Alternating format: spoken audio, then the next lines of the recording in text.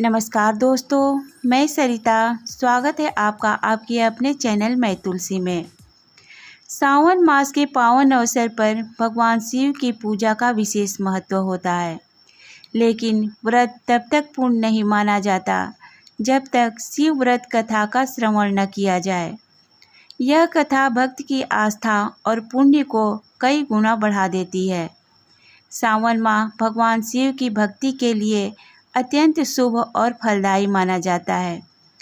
इस दिन शिव भक्त व्रत रखकर जलाभिषेक, रुद्राभिषेक और विशेष पूजा अर्चना करते हैं, लेकिन सावन सोमवार की पूजा तब तक अधूरी मानी जाती है जब तक शिव व्रत कथा का श्रवण या पाठ न किया जाए। यह कथा न केवल भगवान शिव की कृपा को आकर्षित करती है, बल्कि मनोकामनाओं की पूर्ति का मार्ग भी खोलती है। तो आइए सुनते हैं शिव व्रत कथा। प्राचीन समय की बात है। अमरपुर नगर में एक धनी व्यापारी रहता था। उसका दूर दूर तक व्यापार फैला हुआ था। नगर में उस व्यापारी का सभी लोग मान सम्मान करते थे। इतना सब कुछ होने पर भी वह व्यापारी अंतर्मन से बहुत दुखी था, क्योंकि उस व्यापारी का कोई पुत्र नहीं था। दिन रात उसे एक ही चिंता सताती रहती थी। उसकी मृत्यु के बाद उसके इतने बड़े व्यापार और धन संपत्ति को कौन संभालेगा। पुत्र पाने की इच्छा से वह व्यापारी प्रति सोमवार भगवान शिव जी की पूजा किया करता था। सायंकाल को व्यापारी शिव मंदिर में जाकर भगवान शिव के सामने घी का दीपक जलाया करता था। उस व्यापारी की भक्ति भावना को देखकर एक दिन पार्वती ने भगवान शिव से कहा, हे प्राणनाथ, यह व्यापारी आपका सच्चा भक्त है। कितने दिनों से यह सोमवार का व्रत और पूजा नियमित कर रहा है।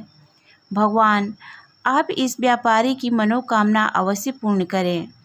भगवान शिव ने मुस्कुराते हुए कहा, हे पार्वती, इस संसार में सबको उसके कर्म के अनुसार फल की प्राप्ति होती है।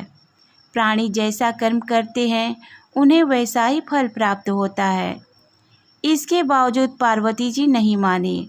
उन्होंने आग्रह करते हुए कहा, नहीं प्राणनाथ, आपको इस व्यापारी की इच्छा पूरी करनी ही पड़ेगी। यह आपका अनन्य भक्त है।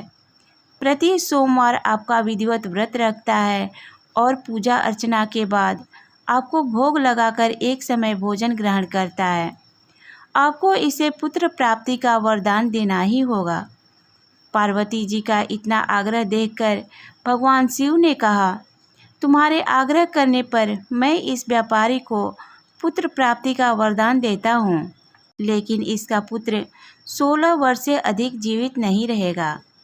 उसी रात भगवान शिव ने स्वप्न में उस व्यापारी को दर्शन देकर उसे पुत्र प्राप्ति का वरदान दिया और उसके पुत्र के 16 वर्ष तक जीवित रहने की बात भी बताई।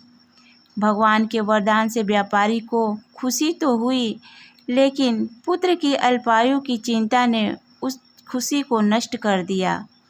व्यापारी पहले की तरह सोमवार का विधिवत व्रत करता रहा। कुछ महीने पश्चात उसके घर अति सुंदर पुत्र उत्पन्न हुआ। पुत्र जन्म से व्यापारी के घर में खुशियां भर आई। बहुत धूमधाम से पुत्र जन्म का समारोह मनाया गया। व्यापारी को पुत्र जन्म की अधिक खुशी नहीं हुई, क्योंकि उसे पुत्र की अल्पायु का रहस्य पता था। यह रहस्य घर में किसी को नहीं मालूम था। विद्वान ब्राह्मणों ने उस पुत्र का नाम अमर रखा। जब अमर 12 वर्ष का हुआ तो शिक्षा के लिए उसे वाराणसी भेजने का निश्चय हुआ। व्यापारी ने अमर के मामा दीपचंद को बुलाया और कहा कि अमर को शिक्षा प्राप्त कराने के लिए वाराणसी छोड़ाओ। अमर अपने मामा के साथ शिक्षा प्राप्त करने के लिए चल लिया। रास्ते में जब भी अमर और दीपचंद रात्रि विश्राम के लिए ठहरते, वहीं यज्ञ करते और ब्राह्मणों को भोजन कराते थे। लंबी यात्रा के बाद अमर और दीपचंद एक नगर में पहुँचे। उस नगर के राजा की कन्या के विवाह की खुशी में पूरी नगर को सजाया गया था। निश्चित समय पर बारात आ गई, लेकिन वर का पिता अपने बेटे के एक आंख से काने होने के कारण बहुत चिंतित था। उसे इस बात का भय सता रहा था कि राजा को इस बात का पता चलने पर कहीं वह विवाह से इनकार न कर दे, उससे उसकी बहुत बदनामी होगी। वर के पिता ने अमर को देखा तो उसके मस्तिष्क में एक विचार आया। उसने सोचा, क्यों न इस लड़के को दूल्हा बनाकर राजकुमारी से विवाह करा दूं।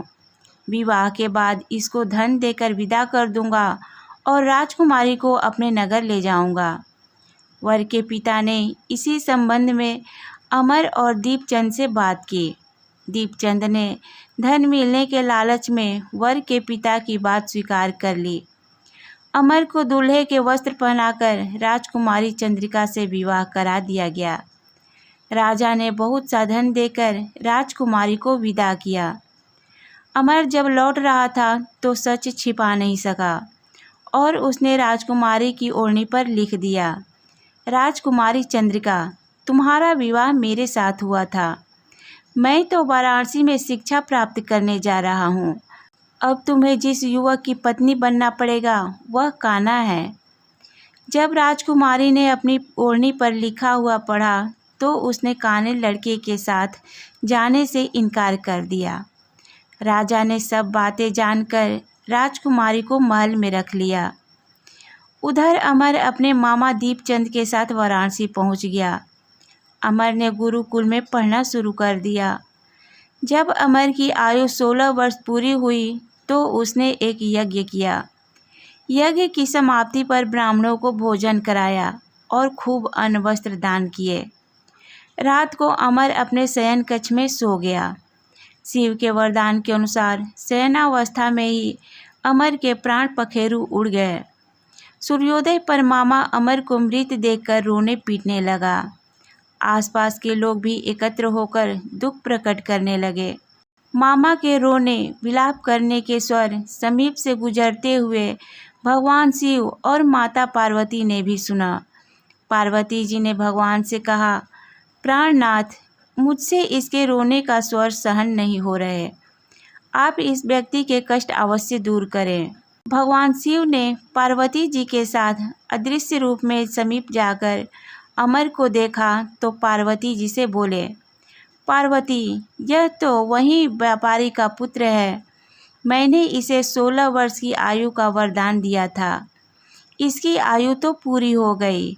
पार्वती जी ने फिर भगवान शिव से निवेदन किया, हे प्राणनाथ, आप इस लड़के को जीवित करें, नहीं तो इसके माता पिता पुत्र की मृत्यु के कारण रो रो कर अपने प्राणों को त्याग देंगे।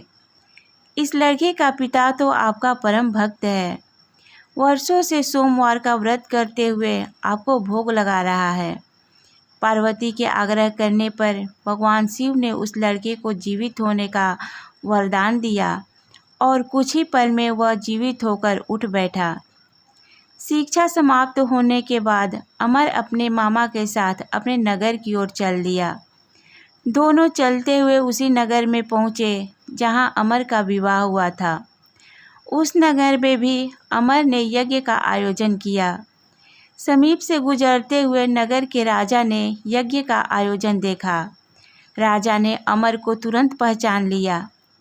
यज्ञ समाप्त होने पर राजा अमर और उसके मामा को महल ले गए और कुछ दिन उन्हें महल में रखकर बहुत सा धन वस्त्र देकर राजकुमारी के साथ विदा किया।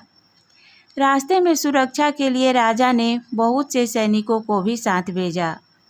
दीपचंद ने नगर में पहुंचते ही एक दूत को घर भेजकर अपने आगमन की सूचना भेजी। अपने बेटे अमर के जीवित वापस लौटने की सूचना से व्यापारी बहुत प्रसन्न हुआ। व्यापारी ने अपनी पत्नी के साथ स्वयं को एक कमरे में बंद कर रखा था। भूखे प्यासे रहकर व्यापारी और उसकी पत्नी बेटे की प्रतीक्षा कर रहे थे। उन्होंने प्रतिज्ञा कर रखी थी कि यदि उन्हें अपने बेटे की मृत्यु का समाचार मिला तो दोनों अपने प्राण त्याग देंगे। व्यापारी अपनी पत्नी और मित्रों के साथ नगर के द्वार पर पहुंचा। अपने बेटे के विवाह का समाचार सुनकर पुत्रवधू राजकुमारी चंद्रिका को देखकर उसकी खुशी का ठिकाना न रहा। उसी रात भगवान शिव ने व्यापारी के स्वप्न में आकर कहा, हे श्रेष्ठी, मैंने तेरे सोमवार के व्रत करने और व्रत कथा सुनने से प्रसन्न होकर तेरे पुत्र को लंबी आयु प्रदान की है। व्यापारी बहुत खुश हुआ। सोमवार का व्रत करने से व्यापारी के घर में खुशियाँ लौट आई। शास्त्रों में लिखा है कि जो स्त्री पुरुष सोमवार का विधिवत व्रत करते हैं और व्रत कथा सुनते हैं, उनकी सभी इच्छाएं पूरी होती है। तो दोस्तों, प्रेम से बोले हर हर महादेव। अगर आपको मेरे द्वारा बताई गई कहानी पसंद आई हो तो प्लीज़ वीडियो को लाइक करें, दोस्तों के साथ शेयर करें और चैनल को सब्सक्राइब कर दें। धन्यवाद।